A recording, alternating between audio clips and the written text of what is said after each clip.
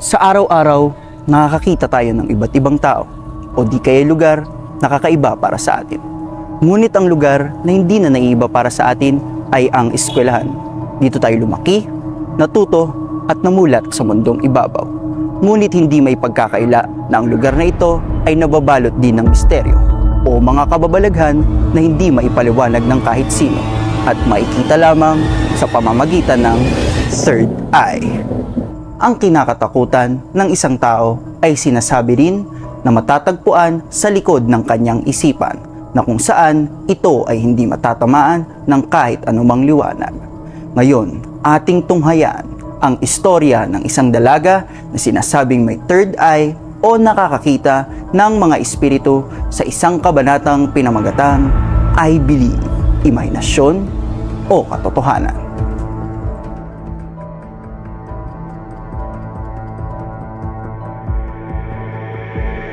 Ano ba ang kinakatakutan mo? Ito ba ay mga kakaibang elemento na nambubulabo pag ika'y nakapikit? Ito ba ay katotohanan o mga gawa-gawa lamang? Alamin natin sa madilim na lugar kung saan nagtatago ang mga kakaibang kinakatakutan na ang tawag The Cellar.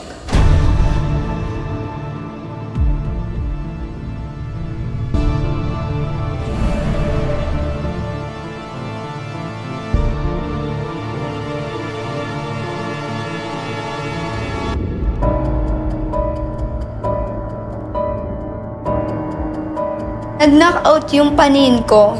That time kasi nakakita nga po ako nung baby na parang siyang tiyanak. Parang siyang may kasama na anino. Biglang nag-knockout na, hindi ko na alam yung nangyari. Nakita na lang nila na naninigas yung yung kamay ko. Tapos nilapitan ako nung advisor ko. Tumungo ang aming team sa advisor ni Madel noong siya ay grade 4 upang malaman ang mga nangyari sa sinasabing insidente. Ngayon, andito tayo sa Teresa Elementary School kung saan nangyari ang sinasabing insidente noong taong 2014. Nilagnat siya ng sobrang taas. Parang wala lang dahilan na siya nilagnat. Pero lang siguro, 'di ba? Ang tao lalagnatin kapag siya ay yung emotion niya hindi niya kayang i-control. Oo, tapos yung fear na sobra-sobra, lalo bata, 'di ba? So naisip ko ipag-pray. Dinasalan lang niya ako. Tapos bumalik na sa dati yung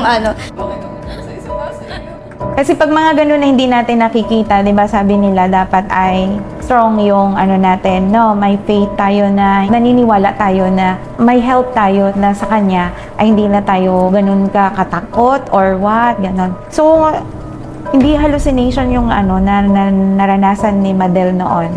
Kumbaga meron siyang nakita siguro talaga na siya lang nakakakita. So, dito tayo ngayon sa room kung saan nangyari yung incident noon kay Madel. Ito po yun.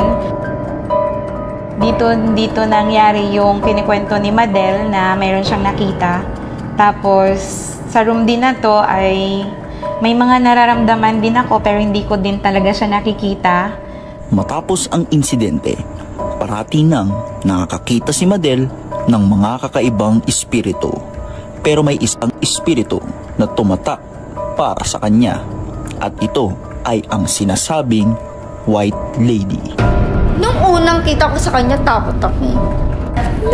Lalamig ata ako, tatay alam balayigo. Una, sa tita ko, yung bahay kasi ng tita ko, Libleb, Palayan. So, pag kasi gabi, pupunta ako doon. Lagi ko siya napapansin. Lagi ko siya nakikita. May babae nga daw sa akin lagi nakasunod. Lagi ko siyang kasama. So, lagi ko siya nakikita.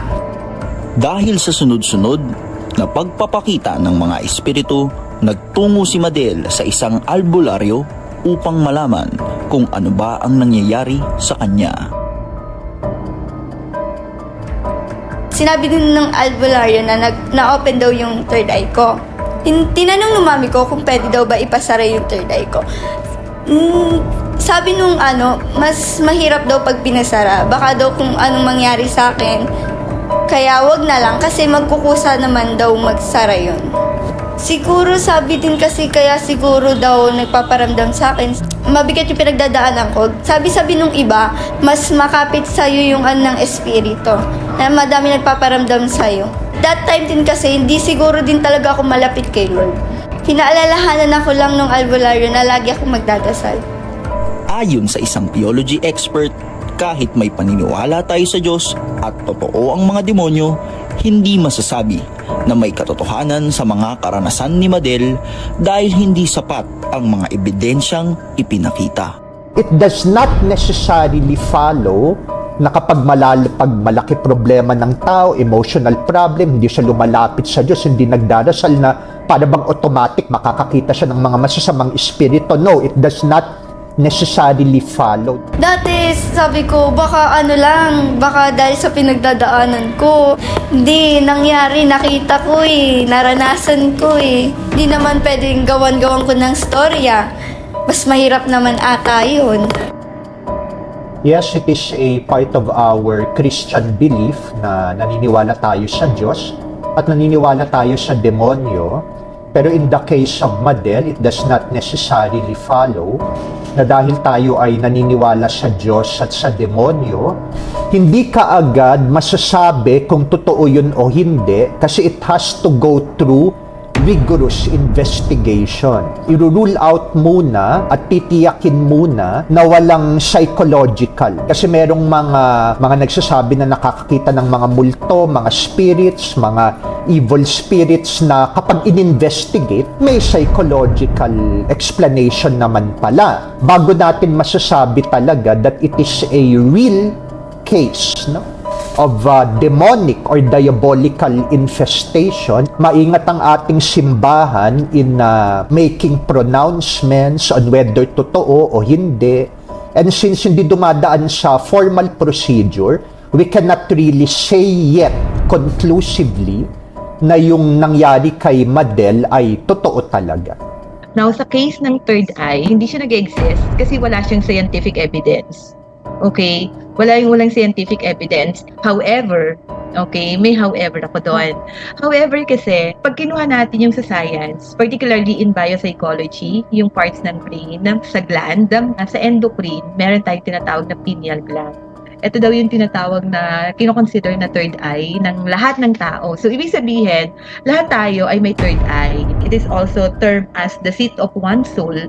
So, masasabi natin na lahat tayo meron talaga. So, yung capability natin is nandun.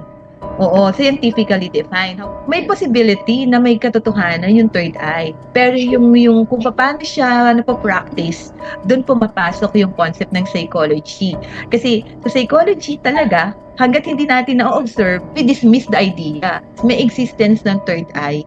Hindi lang siya nabibigyan ng scientific explanation para i-connect siya sa behavior and actuations ng tao. But then there is. Pwedeng nag-i-exist talaga yan, pero hindi natin kayang patunayan. Dahil hindi natin kayang patunayan, what we can do is to ignore.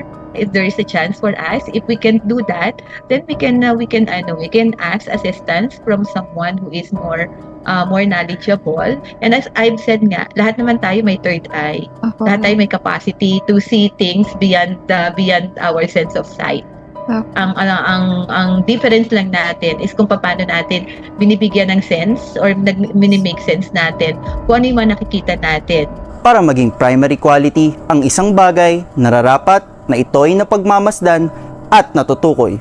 Tulad sa aming kabanata ngayong gabi, kami ay kumuha ng opinyon ng iba't ibang eksperto upang maipaliwanag ang aming mga katanungan na hindi pangkaraniwan. Ngunit nararapat din nating tandaan na maaaring mahanap ang secondary qualities sa istorya ni Madel sapagkat tayo ay hindi tiyak kung ito ba ay may katotohanan o interpretasyon lamang ng kanyang mga nararamdaman.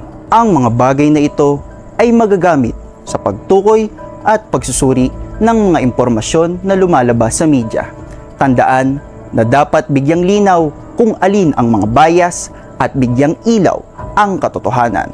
Dapat din tandaan na tayo ay mag-ingat pagdating sa mga usaping paranormal sapagkat ito ay nakakaakit ng negatibong enerhiya na siyang dapat nating iwasan.